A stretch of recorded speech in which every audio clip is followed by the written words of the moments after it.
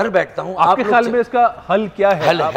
देखिए, हल ये है कि अगर हम इस उम्र में अपने सख्त मौक़िफ़ को लेकर, अपनी अना को लेकर, मैंने तो एक तरफ रख दी अपनी इज़्ज़त नफ्स भी और अपनी अना भी, और मैं चला गया डॉक्टर शरीयत लिबाद के पास। इससे पहले कि कोई मुझे मशवरा दे, मुझे एक नज़र आ रहा अपॉर्चुनिटी आ रही है, वो उसी वक्त कराची के शहरी, हमारा वोट बैंक हम दोबारा यकजा कर सकते हैं, तहरीक मोबिलाइजेशन बड़ी बना सकते हैं, बशर्ते कि हम सब एक पेज पर हों। और वो ये कि मेरे नजदीक तो सबसे बड़ा मसला ये है कि ऊपर पोजीशन 1 और 5 लोग नहीं, मैंने तो देखिए, मैंने तो इसके बगैर तो हल ही नहीं होगा ना। आप वजीर आला कर लें, आप कैबिनेट में मेरी तरफ से तो नहीं, मैंने तो 2 माह पहले आपको ये दिया था ना। मैंने तो ये, इसका मतलब है वहीं पे खड़े में मैंने ये कार्ड अपने चेस्ट में रखा, तो आप मुझसे ये बात नहीं कर सकते।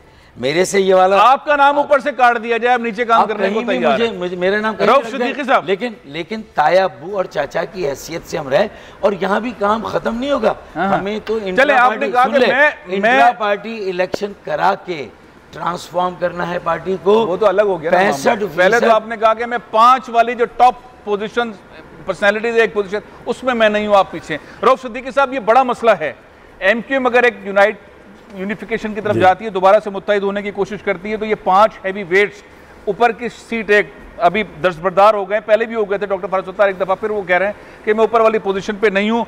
खालिद मकबूल सिद्दीकी साहब, आफाक अहमद साहब, मुस्तफ़ा कमाल साहब, अगर वो चाहें, लेकिन एमक्यूएम वाले लोग कहते हैं कि ऐसा हो भी सकता है, और डॉक्टर शरीयत लिबाद साहब, ये 5-6 ऐसी पर्सनैलिटीज़ हैं। आपके ख्याल में कौन इस पार्टी को चला सकता है?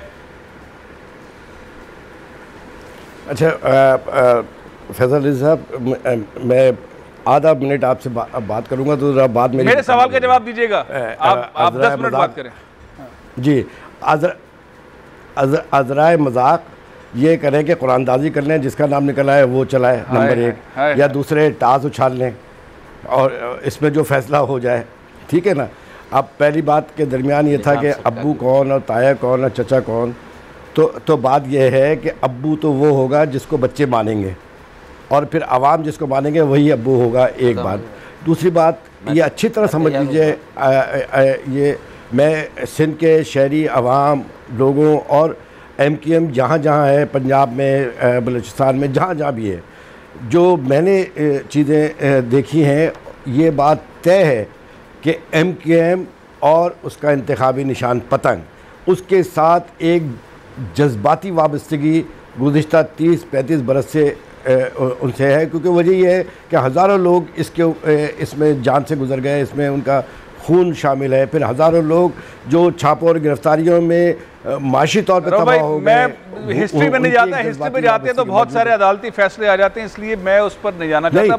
एक छोटी सी बात आपने कह दिया कि जिसको आवाम मानेंगे वो इस निशिस्त पे बैठ सकता है, उसका फार्मूला आपके जहन में है तो बताएं, बस मैं इस सेगमेंट वही अब्बू है। हाँ जी, फार्मूला बताया, मैंने आपको बताया ना उसका। आप ये कह रहे हैं जिसको आवाम माने, तो आवाम के मानने वाला फार्मूला कौन सा है? इन 5 लोगों में किनको आवाम मानेंगे? शरीयत लिबाद साहब को मानेंगे, खालिद मकबूल सिद्दीकी साहब को, आफाक अहमद साहब को, मुस्तफ़ा कमाल साहब को। फारूक सत्तार साहब ने कहा मैं इस गेम में नहीं हूँ। देखिए, मैं अगर इन 5-6 के अगर मैं बात करूँगा तो ये जिसका नाम लूँगा बाकी लोगों के साथ ज़्यादती होगी। लेकिन मैं एक बात ये बताऊँ कि देखिए, आप अपने कैमरे को लेके घूम जाइए, अपने सर्वे करा लीजिए। चले सर्वे करवा लीजिए। बहुत बहुत शुक्रिया, बहुत बहुत शुक्रिया अब्दुल रऊफ सिद्दीकी। जाएगा। सब्सक्राइब करें और बेल दबाएं ताकि कोई खबर रह न जाए।